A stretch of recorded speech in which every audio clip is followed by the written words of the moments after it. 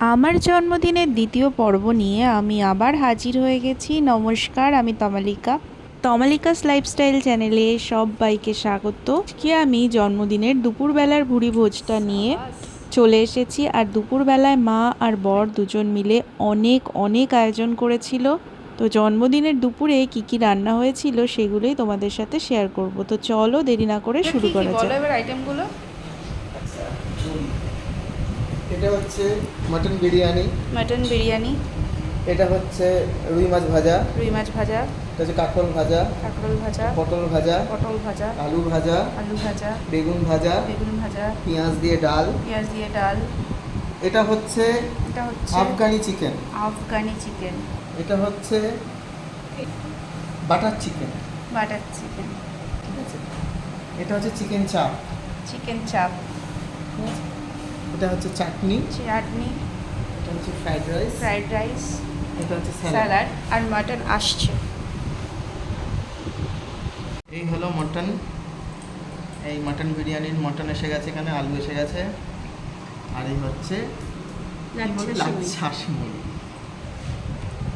এই হচ্ছেন ম্যাডাম, যার আজকে জন্মদিন। তিনি এখন বসেছেন খেতে।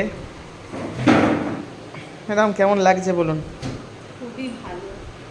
এই যে এত রকম আইটেম, আপনাকে কিন্তু সব সাবার করতে হবে, পারবেন তো? এক সপ্তাহ দিলে চলো শুরু করো আস্তে আস্তে। তো আয়োজন দেখে আমার তো মাথায় হাত। ধীরে ধীরে খেতে শুরু করলাম। দরকার নেই, এত খাবার খেতে পারবে না, সবই একটু একটু করে ছোঁও।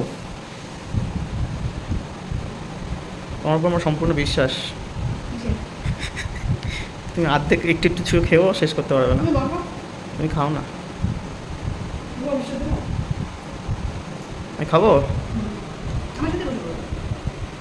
বিষয়টা হচ্ছে এই আয়োজনটা ছিল জন্মদিনের দুপুরের, কিন্তু আমি সারাদিন এত ব্যস্ত ছিলাম আর মা আর বিশ্ব সারাদিন ধরে এত রান্না করেছে যে দুপুরবেলায় আমার আর খাওয়ার মতো ইচ্ছা ছিল না।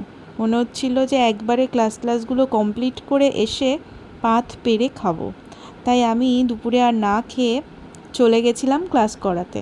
আর ক্লাস করে বাড়ি এসেছি যখন, তখন প্রায় সন্ধ্যা 6টা 6:30 বাজে। এদিকে দুপুরে আমি খাইনি বলে মা আর বিশ্ব দুজনেই আমাকে রেখে আর খেতে পারেনি। যেহেতু সব আয়োজনই আমার জন্য ছিল, তাই ওরাও না খেয়ে অপেক্ষা করছিল। তারপর আমাকে আগে সাজিয়ে গুছিয়ে সমস্ত কিছু পরিবেশন করেছে। আমি তারপর বললাম যে এবার তোমরাও বসে পড়ো, একসাথে বসে খেয়ে নিই।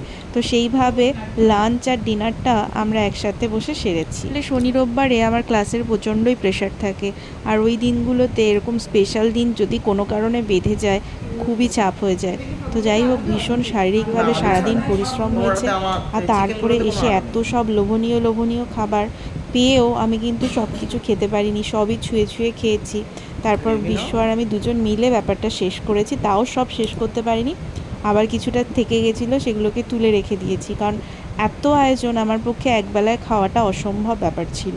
আমার মা 5 রকম ভাজা আর মাটন বিরিয়ানি আর মাটন কষাটা করেছিল, আর বাকি সব রান্না বিশ্ব করেছিল। এই ভিডিওটা এখানেই শেষ করছি। ভালো লাগলে লাইক কমেন্ট শেয়ার করে দিও। দেখা হচ্ছে নতুন ভিডিও।